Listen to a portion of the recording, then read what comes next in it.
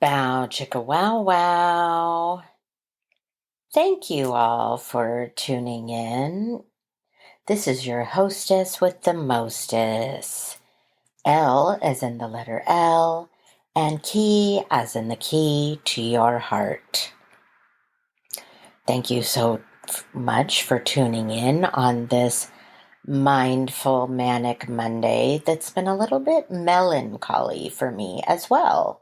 So, mindful, manic, Melancholy Monday. Wow. Say that 5 times fast. Okay, so let's get into it. A couple things that I want to share regarding local events. So I am happy to read that two have been arrested in the Dublin High School locker room assault on the student. Thank you. I'm so happy to have read this. Two former Dublin Unified School District students have been arrested in connection with the attack on the Dublin High School student last month. Such a tragic thing to read about, know about, hear about, especially working in the school system. For those of you that haven't been listening or are new to listening, you may or may not know I am a student aide in the Dublin School District and have been so for 3 years now. Love what I do.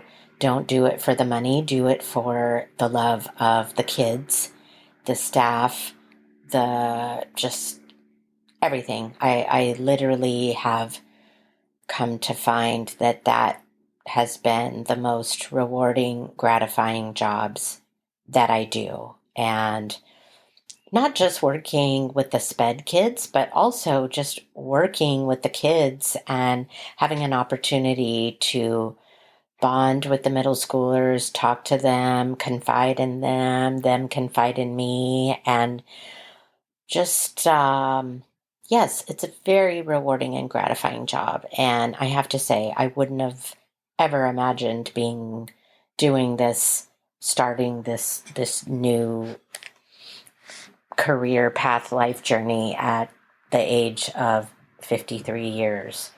So a little bit of insight about Elkie. Anyway, I do just want to share some local news that I thought was interesting and important to share.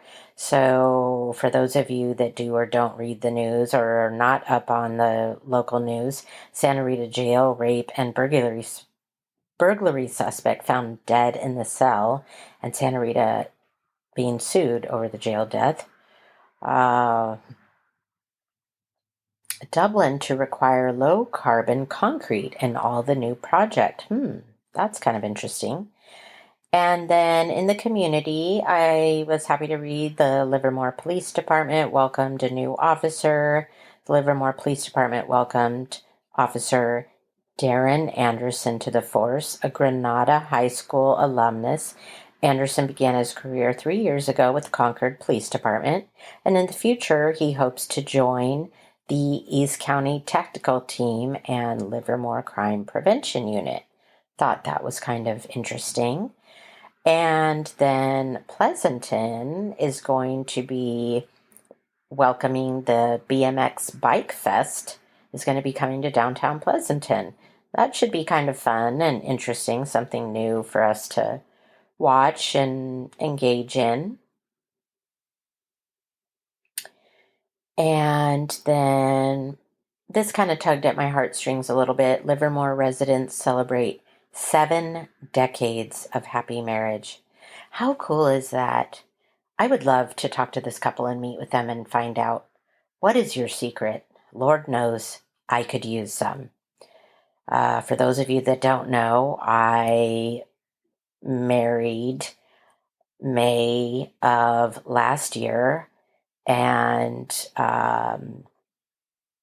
kind of interesting that I work with special ed kids. My husband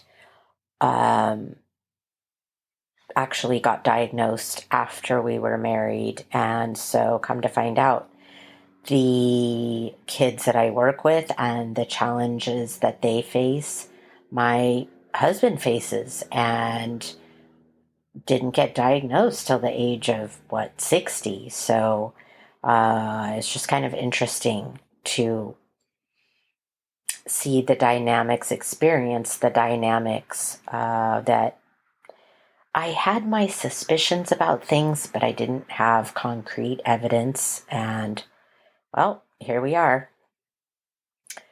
Let's see what else I did want to share with you. That Livermore beat Castro Valley and raises funds for deceased coach's family, which I think is so sweet. Livermore High School, Kamari Robinson dodges a tackle in the first home game of the year last Friday. Livermore beat Castro Valley 36-18, dubbed the Black and White game, and they honored Scott Baswell, the team's former defensive coordinator, who died earlier this year.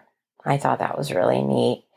So many other new things to share. Emerald High junior varsity team debuts in the new stadium. Oh my gosh, I could go on and on about the local news. And then, obviously, they're talking about the ballot, school board, culture events. Pleasanton Museum will offer annual ghost walk tours. For those of you that are interested in writing in the fan mail, I would love to hear how this ghost walk tour is. I am interested and haven't participated in it, and I've lived in Pleasanton, my son Brandon, 31 years, and I have not attended. So I would love to hear your feedback. And then it looks like Amador Theater bought back by Pleasanton Unified School District. Kind of cool. So let me share with you why it is Mindful Manic Monday and Melancholy Monday. Talking about marriage, and now I understand why they say the first year of marriage is the hardest. I can definitely attest to that. Got married last year, and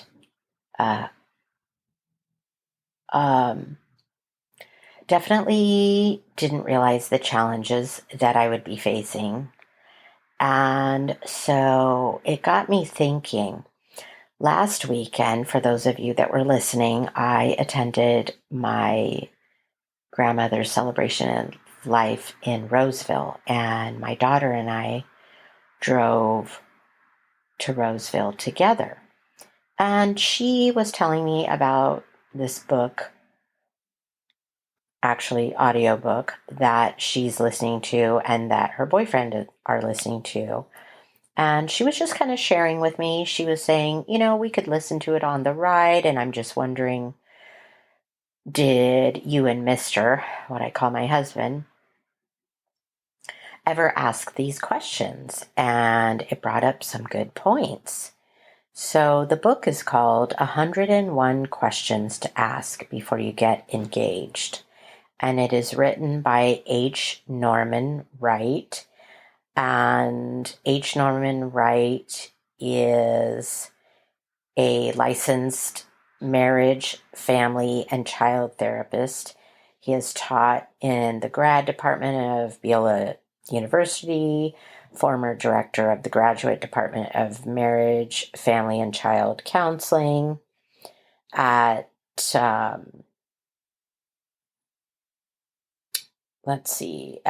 was a professor at Biola University, associate professor of psychology, also associate professor of Christian education. Oh my gosh, I could go on and on.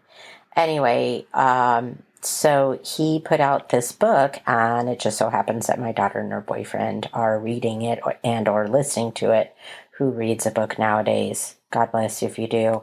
I know a lot of people listen on audiobooks and or read it on your Kindle.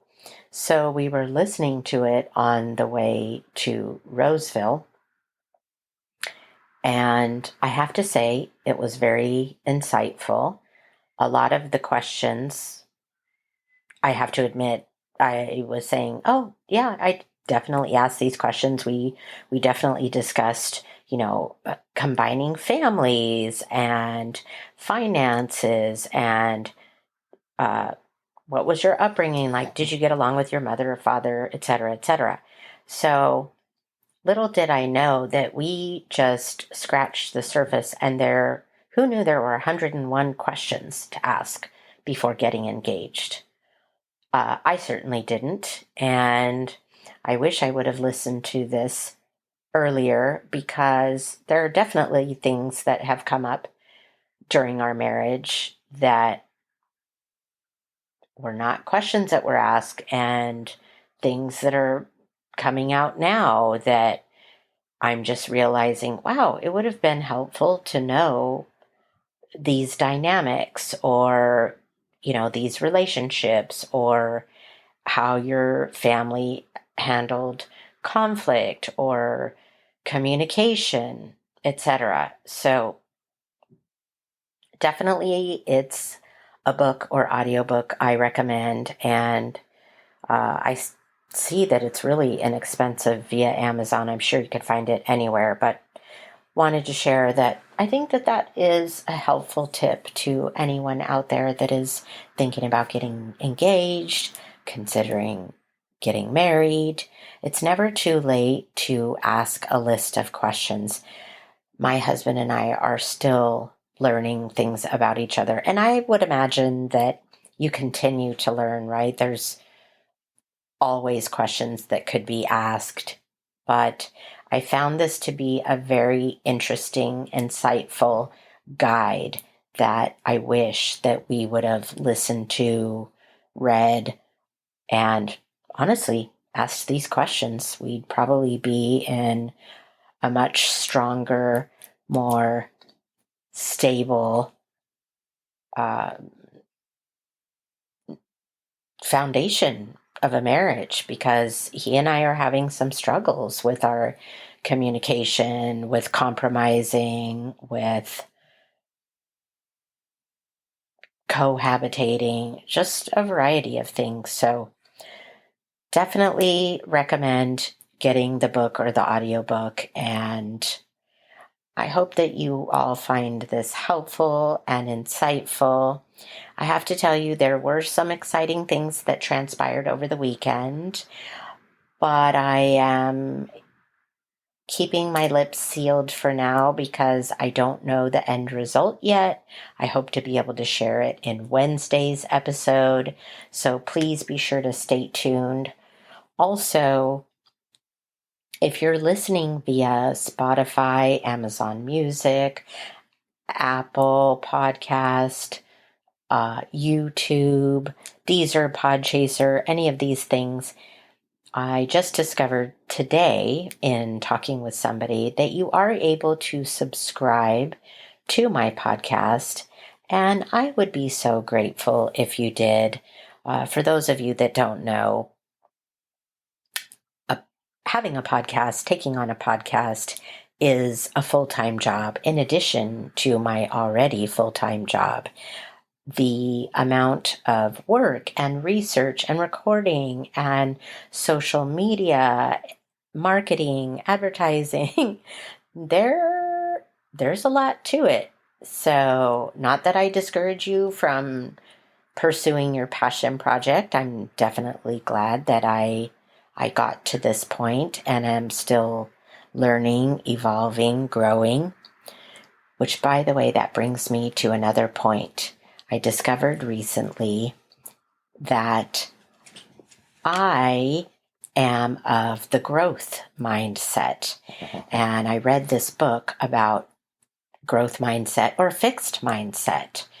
It's another great tool that I would encourage you to read to find out if you and your partner are on the same page, no pun intended, and if you are of the same mindset, because what I'm discovering about reading that book is that my mind works very differently than other people that I may come in contact with or interact with, whether it be friends, my husband, colleague, whatever. I've just found it to be very telling and very insightful. And forgive me, I don't know the name of the author of that one, but it's Growth Mindset. I think it's Growth Mindset versus. I just remembered it. So it's actually Mindset, the new psychology of success, how we can learn to fulfill our potential. And Carol S. Dweck is the author of this book. Very interesting book talking about the new psychology of success and having a growth mindset versus fixed mindset. So there you go. I hope this information was helpful to you. Thank you for listening and tuning in. I hope you continue to do so. I hope that you will subscribe. I will include my Buzzsprout link so that you have the opportunity to subscribe to me, listen to me, follow me, share. And thanks for tuning in, guys. Cultivate your life. Ciao for now.